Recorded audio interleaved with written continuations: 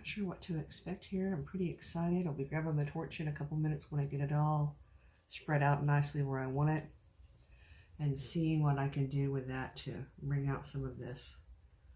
Hopefully some cells, some beautiful cells in a few minutes.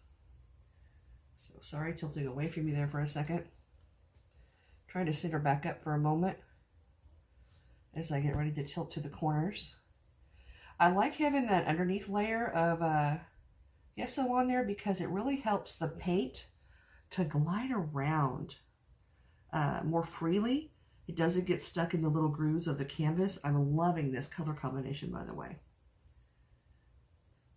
I'm excited to see what it will do for me in the way of cells, because like I said, I've not done this before. Sorry about tilting away, but I have to get these corners.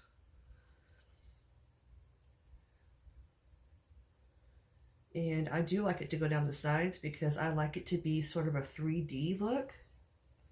So the paint dripping off the sides is going to happen. That's why the paper towels are there, or whatever else. Newspaper would work. If you get the Sunday paper, that's ideal. You'll have lots of paper to utilize. And for that very reason, I might consider getting that Sunday paper delivered again. Okay, here we go to the corners. This corner still needs a little more, so going back over here.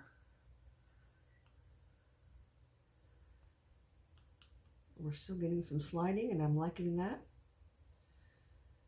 And then we're going to fire up the torch in just a minute and see if we can't get some of that silicone to activate from underneath, because it is only in the lower layer today.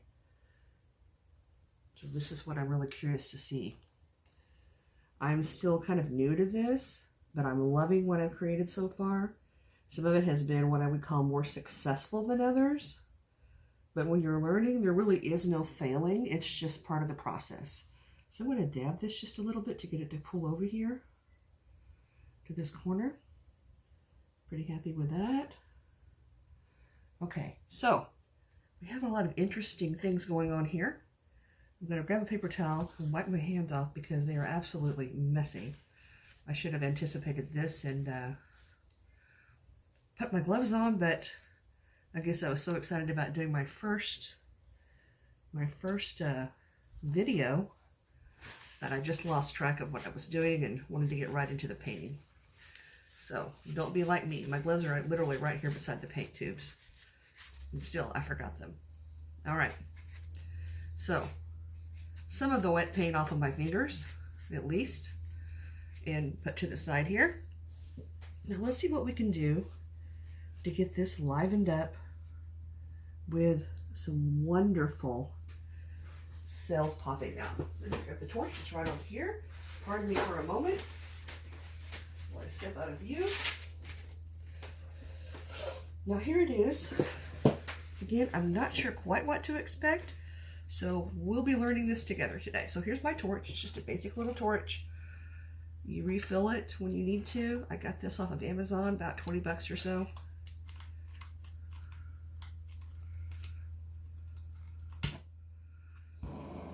Okay, here we go. I'm gonna go in here, see what we can liven up here. I'm gonna do a very slow, quick, slow and quick at the same time.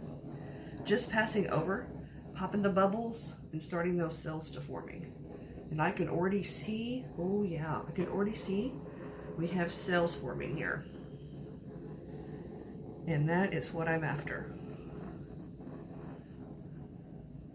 Like I said, I'm fairly new to this and learning so much every time I do it. Learning some of what not to do, learning some of what to do, which is all part of the process. So I'd say I've passed over it about twice now. We're getting close to that. And then I'm going to back off for a moment and slide this around a little bit more. So shutting that off a minute, facing it away out of the way. And then I love to use skewers for various things here. Right now I'm just using these little wood kitchen skewers. I have a couple of them here.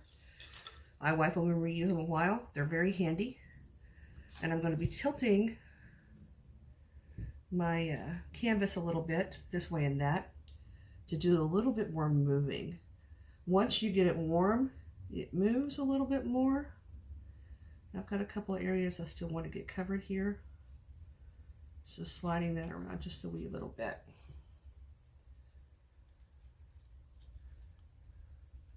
Trying to get those edges covered as well. Because like I said, I like it to be a 3D. Some people like to have their edges, maybe just paint them black. I think that's just a personal preference. You decide what you like and go with it. Spreading some paint around here, trying to move a little bit. Just a little bit to get some areas that need a little bit more. Now you can always dip over here in the dripped off part and get a little color too. Just try not to blend it too much, because then you lose some of those separate colors that make it so interesting.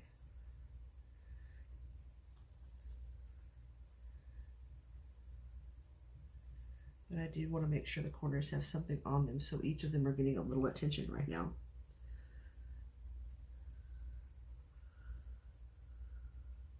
I guess we all have our pet peeves and what we like and what we don't like, our preferences, I should say. Maybe some pet peeves in there too.